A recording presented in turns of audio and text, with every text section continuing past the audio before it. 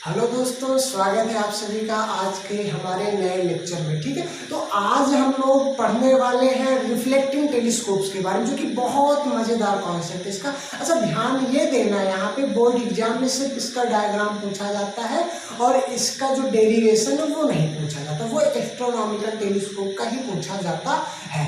जो reflecting telescope होते हैं ये दो प्रकार के होते हैं। पहला आपका होता है न्यूटोनियन टेलीस्कोप और दूसरा होता है कैसिग्रेन टेलीस्कोप।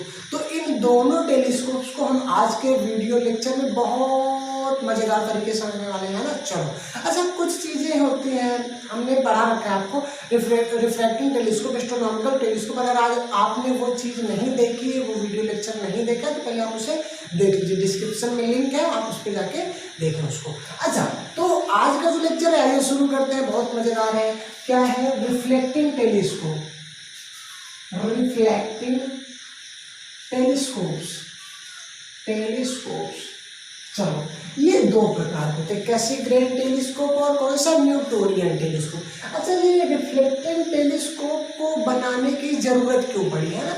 एक तो हम पहले टेलीस्कोप बना चुके हैं, एस्ट्रोनॉमिकल टेलीस्कोप, उसके बाद ये टेलीस्कोप क्यों बनाया गया भाई? हाँ, देखो क्या होता है, उस टेलीस्कोप में कुछ प्रॉब्लम्स थी। ठीक है, कुछ नहीं, दो तीन चार बहुत सारी प्रॉब्लम थी उसको बनाने में। ठीक है, काफी प्रॉब्लम फेस करना पड़ा साइंटिस्टों को, तो उन्होंने उस प्रॉब्लम को दूर करते हुए रिफ्लेक्टिंग टेलीस्कोप बनाया। अच्छा, वो प्रॉब्लम क्या थी उनको पहले हम लोग समझ लेते हैं। तो रिफ्लेक्टिंग नहीं, रिफ्रैक्टिंग टेलीस्कोप। रिफ्रैक्टिंग टेलीस्कोप में अगर हम बात करें तो पहली चीज तो ये कॉस्टली बहुत है। इसके जो लेंसेज थे ना, कॉस्टली थे, बहुत ज्यादा कॉस्टली था। ठीक है, दूसरा क्या था, इसको मैन्युफैक्चर करने में काफ़ी डिफिकल्टी जाती थी। कैसे हम बनाएं, कैसे डिजाइन करें, क्या करना है, इसमें काफ़ी जो है डिफिकल्टी आती थी। तो सेकंड इसमें प्रॉब्लम क्या आती थी? Difficult to manufacture. ठीक है, रिफ्लेक्टिंग टेलीस्कोप की तुलना में ये ज़्यादा डिफिकल्ट होता है। तीसरा और जो इम्पोर्टेंट पॉइंट है वो है स्फेरिकल एब्रिएशन। भैया ये क्या होता है? स्फेरिकल एब्रिएशन क्या होता है, इसको हम लोग पहले समझते हैं ये क्या होता है। देखो क्या होता है कि इसके पहले वाले लेक्चर में अभी तक जो चीजें हम पढ़ते आए हैं, वो मिरर हो या फिर क्या हो, लेंस हो, वहां पे हमने बात किया थिन लेंसेज की, थिन मिरर के। जो आपके मिरर होते हैं बहुत छोटे होते हैं, बहुत क्या होते हैं, पतले होते हैं। लेकिन यहाँ पे एस्ट्रोनॉमिकल टेलीस्कोप में जो मिरर है, लेंस लगा होता है, वो लेंसेज क्या होते हैं, बहुत बड़े होते हैं। क्या होते हैं? बहुत बड़े होते हैं। समझो आप, अब यहाँ पे लेंसेज क्या होंगे, बहुत बड़े होंगे। ठीक है, अच्छा, तो जो थिन लेंस होते थे, अभी तक जो थिन लेंसेज होते थे, यहाँ पे जो रेज आती थी वो पैराक्सियल रेज होती थी। पैराक्सियल मतलब प्रिंसिपल एक्सिस के बहुत समीप होती थी। ये जाके सभी रेज कहाँ पे फोकस करती थी? किसी एक पॉइंट पे इंटरसेक्ट करती थी, जिसको हम लोग फोकस कहते हैं। प्लीज ध्यान से समझना है आपको। ठीक है, छोटा लेंस होता था, थिन लेंस होता था, तो जितनी भी रेज आती थी वो पैराक्सियल रेज होती थी और किसी एक पॉइंट पे जाके इंटरसेक्ट करती थी, जिसको हम लोग क्या मान लेते थे? फोकस। लेकिन यहाँ पे जो लेंस है बहुत मोटा है, बहुत बड़ा है, तो यहाँ पे जो रेज आएंगी जो प्रिंसिपल एक्सिस के समीप है, नजदीक है, ठीक है, ये जाके मान लेते हैं यहाँ पे कहीं फोकस कर रहे हैं, यहाँ पे कहीं ऐसे फोकस कर रहे हैं। ठीक है, लेकिन जो रेज दूर है प्रिंसिपल एक्सिस की, मार्जिनल रेज, इनको हम लोग क्या नाम दे देते हैं? Marginal rays. जो प्रिंसिपल एक्सिस के क्या हो, दूर है, ये कहीं और पे फोकस करती है। ठीक है, तो इसको हम लोग बोलते हैं स्फेरिकल एब्रिएशन। मतलब लेंस हमारा एक ही है, लेकिन इसमें फोकस क्या हो रहे हैं? बहुत सारे फोकस हो रहे हैं। यहाँ पे जो रेज आएगी उसका फोकस और कहीं पे होगा। ठीक है, तो आप ये चीज समझो, यहाँ पे जो लेंस है उसका साइज बहुत बड़ा हो जाता है, शेप बहुत बड़ा हो जाता है, इसके कारण इसमें स्फेरिकल एब्रिएशन आ जाता है। इसका मतलब क्या होता है कि जो बहुत सारी रेजेज आती हैं, बहुत सारी रेज आती हैं ना, वो अलग अलग प्लेसेस पे फोकस करती हैं, इंटरसेक्ट करती हैं, जिससे एक ही लेंस में क्या हो जाते हैं? दो तीन नहीं, बहुत सारे फोकस पॉइंट हो जाते हैं, जिसको हम लोग क्या बोलते हैं? स्फेरिकल एब्रिएशन। ठीक, अच्छा, नेक्स्ट पॉइंट हमारा क्या था, इसको मिटाते हैं। नेक्स्ट हमारा था फोर्थ नंबर पे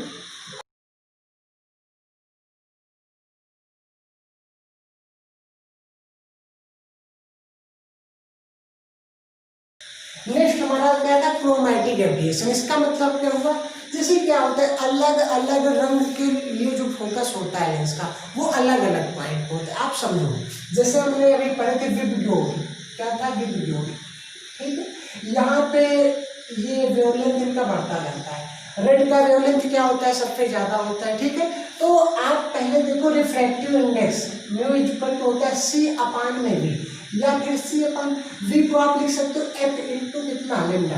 तो यहाँ से हम लोग कह सकते हैं जो रिफ्रैक्टिव इंडेक्स होता है ये इनवर्सली प्रोपोर्शनल टू लेमडा होता है। क्या होता है लेमडा, जिसकी वेवलेंथ ज्यादा होगी उसका रिफ्रैक्टिव इंडेक्स क्या होगा, कम होगा। ध्यान से समझना है, जिसकी वेवलेंथ ज्यादा होगी उसका रिफ्रैक्टिव इंडेक्स कम होगा। अगर हम बात करें, जैसे समझो ये हमारा लेंस है, ये क्या है लेंस है, ठीक।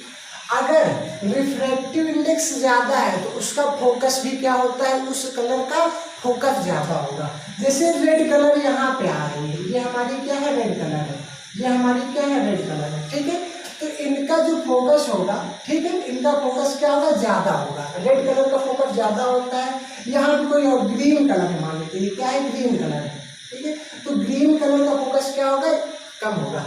तो क्रोमैटिक एब्रिएशन का मतलब ये होता है कि जिसकी वेवलेंथ ज्यादा होगी, रेड कलर की वेवलेंथ ज्यादा है तो इसके फोकस, इसका फोकस भी क्या होगा, ज्यादा होगा, ठीक है। जिन रेज की, ठीक है, जिन कलर की वेवलेंथ कम है उनका फोकस क्या होगा, कम होगा, ठीक है। तो क्या होता है लेंस आपका एक ही है लेकिन यहाँ जो फोकस पॉइंट है वो अलग अलग हो रहा है, ठीक है। किसकी वजह से, क्रोमैटिक एब्रिएशन की वजह से, मतलब कलर के वेवलेंथ की वजह से। तो स्फेरिकल एब्रिएशन में क्या होता था, जो रेज थी वो मार्जिनल होते जाते पे दूर होती, अगर प्रिंसिपल एक्सिस से दूर होती जा रही है तो वो अलग अलग पॉइंट पे फोकस करेगी, ठीक है। अच्छा, क्रोमैटिक एब्रिएशन में क्या होता है, अगर आपके कलर की जो रेज आ रही है उनकी कलर की वेवलेंथ अलग अलग है तो वो अलग अलग प्लेसेस पे क्या करती है, फोकस करती है, जिसको हम लोग क्या बोलते हैं, क्रोमैटिक एब्रिएशन बोलते हैं। तो एक ही लेंस पे इतने सारे फोकस पॉइंट हो जाएंगे तो हमारा जो इमेज है वो बहुत क्लियर दिखाई नहीं देगा। तो इन सभी चीजों को दूर करने के लिए आपका बनाया गया रिफ्लेक्टिंग टेलीस्कोप। क्या बनाया गया भैया, रिफ्लेक्टिंग टेलीस्कोप। अब ये क्या होता है, आइए हम लोग देखते हैं रिफ्लेक्टिंग टेलीस्कोप क्या होता है। तो पहले हम लोग पढ़ते कैसिग्रेन, कैसिग्रेन, कैसिग्रेन टेलीस्कोप, टेलीस्कोप, ठीक है। देखो भैया इसका जो डायग्राम है बहुत इजी है, बस आपको ध्यान से देखना है। यहाँ पे जो हम लोग ऑब्जेक्टिव लेंस यूज कर रहे थे एस्ट्रोनॉमिकल टेलीस्कोप में, यहाँ पे ऑब्जेक्टिव लेंस यूज ना करके क्या यूज करना है हम लोगों को, ऑब्जेक्टिव मिरर, कॉन्केव मिरर। तो जो पहला चीज होता है यहाँ पे आप समझो, ये हमारा जो होता है ये कॉन्केव मिरर होता है। क्या होता है, कॉन्केव मिरर, ऐसा करके आप बना दो, ठीक है। अच्छा, कॉन्केव मिरर है तो इसका अपना एक फोकस प्रिंसिपल एक्सिस हो गया, हमने प्रिंसिपल एक्सिस बना दिया। क्या बना दिया, प्रिंसिपल एक्सिस। अच्छा, हमको देखना क्या, टेलीस्कोप से हम डिस्टेंट ऑब्जेक्ट को देखते हैं, जो ऑब्जेक्ट आपके बहुत दूर होते हैं, चंद्रमा हो गया, तारा हो गया, कोई भी बहुत दूर के ग्रह को देखना हुआ तो टेलीस्कोप का यूज करते हैं। तो हमको पता जो इनफाइनाइट से रेज आती है वो आपस में क्या आएगी, पैरेलल। क्या आती है भैया, पैरेलल, ठीक है। तो ये पैरेलल रेज आ रही है, ठीक। चलो, अच्छा पैरेलल आ रहे हैं तो जाके कहीं भी फोकस पे मिलना चाहेंगी, तो ये रिफ्लेक्शन के बाद कहीं भी फोकस पे मिलती है। कहाँ मिलती है, फोकस पे। एक बार फिर से हम लोग समझते हैं, ये हमारा क्या है, कॉन्केव मिरर है, इसको हम लोग बोलते हैं पैराबोलॉइडल,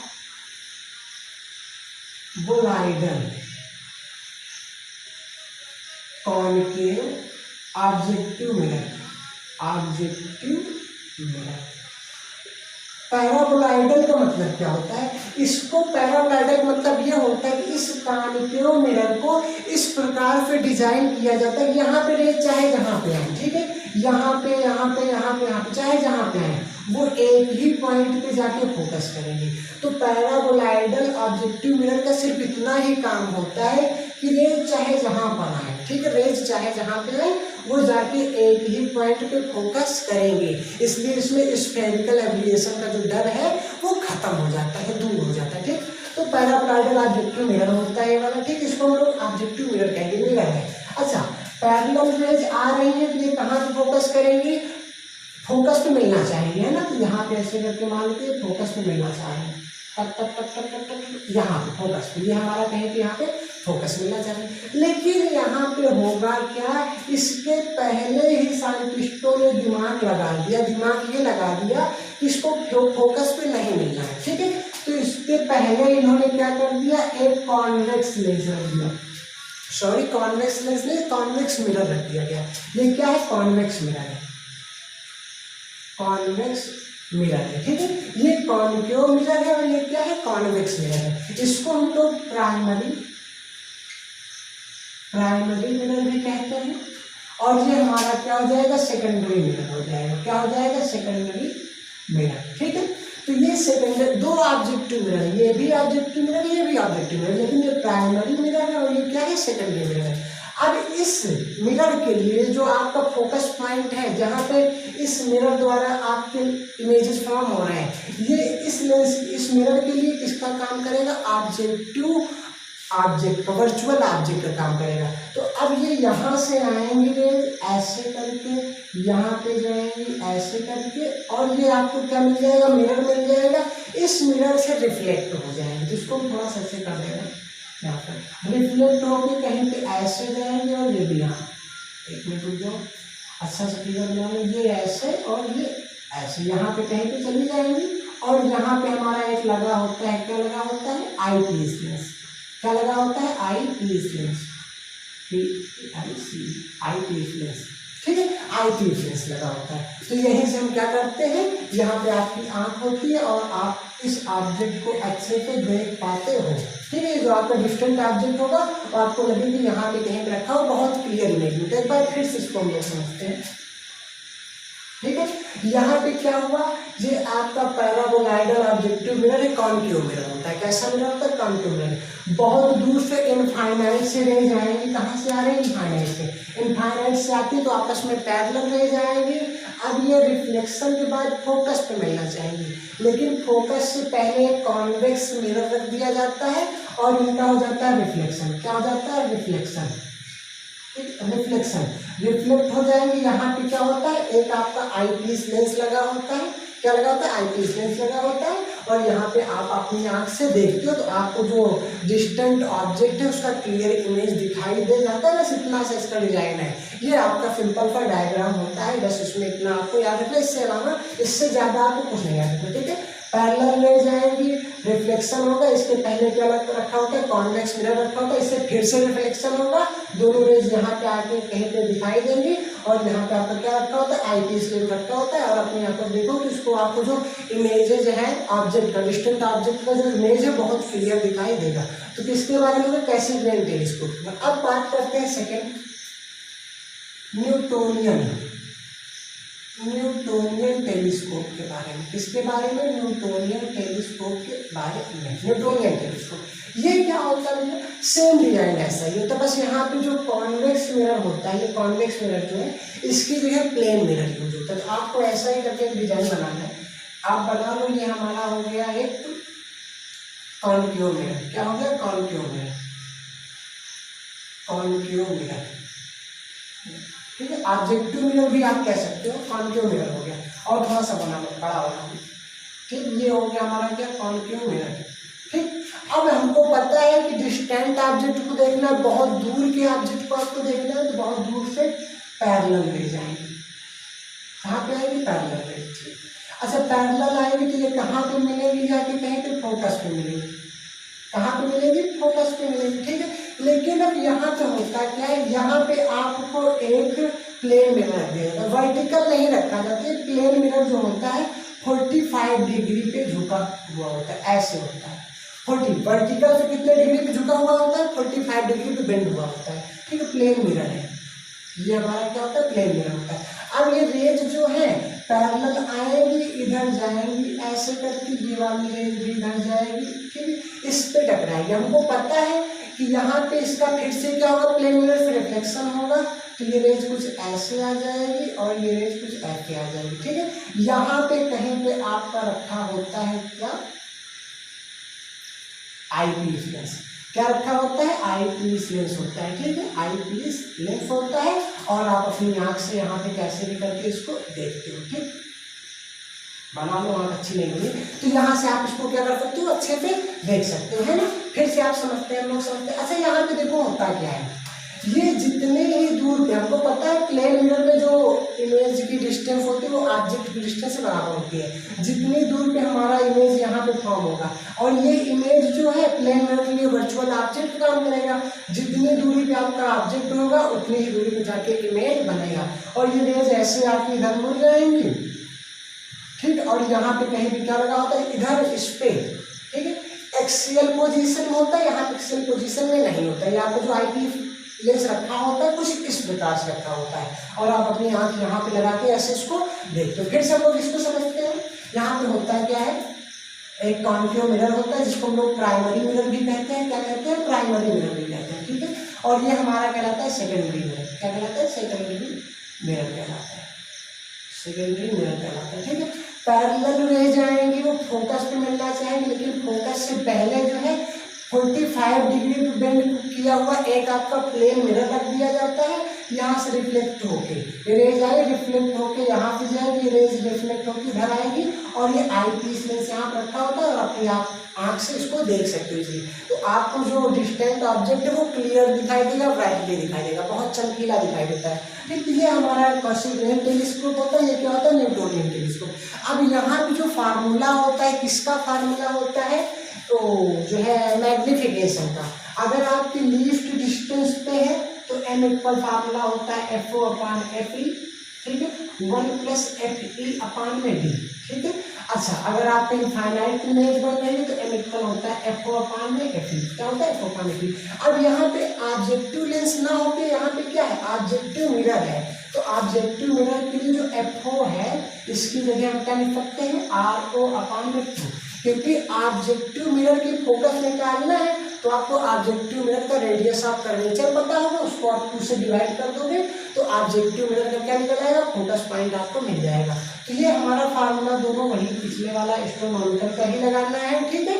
तो ये हमारे दोनों क्या होते हैं, डायग्राम होते हैं। बस इतना चीज़ ही आपको पूछा था। फायदा क्या होता है, यहाँ पे जो इमेजेस हैं वो बहुत क्लियर दिखाई देते हैं, ठीक है, इसलिए ज़्यादा कॉस्टली भी नहीं होती, इसका मैन्युफैक्चर करना भी बहुत आसान होता है। इसमें स्फेरिकल एब्रिएशन नहीं होता, क्रोमैटिक एब्रिएशन नहीं होता है, ठीक। तो इतने सारी चीज़ें बस आज का लेक्चर में इसके लिए यहीं तक रखते हैं, ठीक। आई होप कि ये वीडियो आपको बहुत अच्छा लगा होगा।